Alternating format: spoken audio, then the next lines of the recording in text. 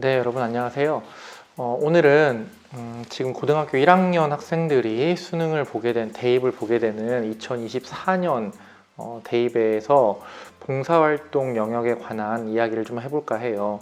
2024년 대입부터는 개인 봉사활동 영역을 반영하지 않겠다라고 이미 다 공지가 나와서 알고 계실 텐데요.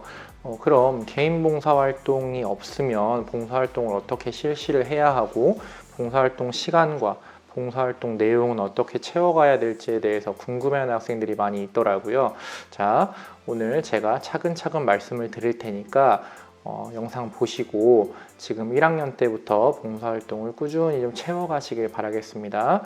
네, 그럼 시작해 보겠습니다.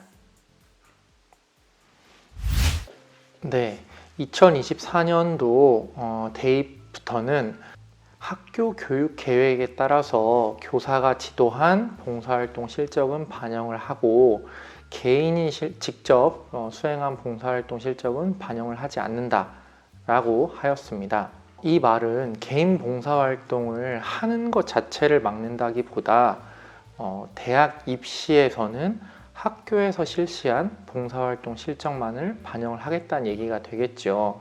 네, 그러면 학교에서는 어떤 봉사활동을 어떻게 실시해야 할까요? 우선 학교에서 기본적으로 봉사 시간이 주어지는 교육과정에 따라서 주어지는 시간들이 있습니다. 이건 아마 결석을 하지 않는다면 모든 학생들이 채울 것으로 예상이 되고요. 그리고 또 한 가지 이제 학교에서 실시하는 봉사활동으로는 제가 생각하기에 학생회 활동을 통한 봉사활동, 예를 들면 뭐 급식 도우미를 한다든지 아니면 뭐 도서관 도우미를 한다든지 아니면 뭐가 있을까요? 우리 학교 같은 경우에는 뭐 지금 현재 뭐 나눔센터 같은 것을 운영을 하는데 거기서 봉사를 한다든지 뭐 이런 활동들이 되겠죠. 네. 우선 그런 활동들에 열심히 참여해서 어느 정도 봉사 시간을 채워야 된다고 저는 생각을 합니다.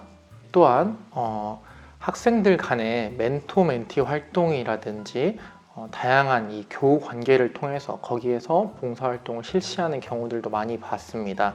아마 학교마다 특성은 다르겠지만 잘 찾아보신다면 교내 활동에서 봉사활동을 충분히 시간을 채울 수 있을 것으로 생각이 됩니다. 우선 우리 학교에 어떤 활동들이 내가 할 수 있는지 참여할 수 있는지를 살펴보시고 적절하게 봉사활동 시간을 잘 채워야 될 것으로 생각이 됩니다. 네, 또한 봉사활동은 특기사항이 입력되지 않지만 여러분들의 행동 특성 및 종합 의견란에 봉사활동을 실시한 내용을 가지고 기술을 해줄 수는 있습니다. 그렇기 때문에 봉사활동의 내용 또한 중요하다고 할 수가 있어요. 그리고 1학년 때부터 2학년, 3학년까지의 일관성도 있으면 훨씬 더 좋을 것 같습니다. 네, 봉사활동 내용 입력란에는 정성평가적인 측면을 입력할 수는 없습니다. 하지만 꾸준한 봉사활동을 통해서 여러분들의 성장이 보여졌다면 그것은 여러분들이 가질 수 있는 이점으로 작용할 거라고 생각합니다. 또한 자율동아리 활동을 포함한 그 봉사활동 실적은 입력할 수 없다는 점도 여러분들이 알고 계시면 좋을 것 같아요. 자율동아리를 조직해서 활동하고 거기서 봉사활동을 하는 친구들이 있는데 그 봉사활동은 개인 봉사활동에 해당이 되기 때문에 학교 교육계획에 의한 봉사활동이 아니라는 점 알고 계셔야 합니다. 자, 그렇다면 여러분들이 궁금해하는 몇 시간을 해야 내가 대학 입시에 혜택을 보고 반대로 불리하지는 않은지 이게 궁금하시죠? 보통 전문가들은 이렇게 얘기를 하더라고요. 연간 20에서 30시간 그리고 3년이면 60에서 90시간 정도가 되겠죠. 네, 이 정도 시간이라면 충분히 대학 입시에서 여러분들에게 불이익을 보진 않을 것이다. 그리고 봉사활동을 반영하는 학교에서도 이 정도 시간이면 충분히 봉사활동을 꾸준히 해왔다 정도로 판단할 수 있다고 이야기를 합니다. 아직은 2024년 전형이 발표되지 않았기 때문에 올해 2022학년도 입시 전형을 놓고 본다면 수도권에서는 경희대와 서강대 등에서 봉사활동 실적을 입시에 반영한다고 하였습니다. 그 내용이 이렇게 장황하지는 않지만 어쨌든 봉사활동을 반영하고 있다는 점, 그렇기 때문에 봉사활동 내용 또한 여러분들이 신경을 써야 한다는 점 알고 계시면 좋을 것 같습니다. 네, 봉사활동을 최소로 생각하는 학생들은 30에서 40시간만 하여도 무방하다고도 합니다. 그런데 이런 학생들 같은 경우에는 학생부 종합전형에서는 분명히 불이익이 있을 것 같아요. 그리고 나중에 면접이 있는 학교 같은 경우에도 아마 그 부분에 대해서 질문이 들어온다면 여러분들이 반응하기가 좀 어렵지 않을까라는 생각도 듭니다.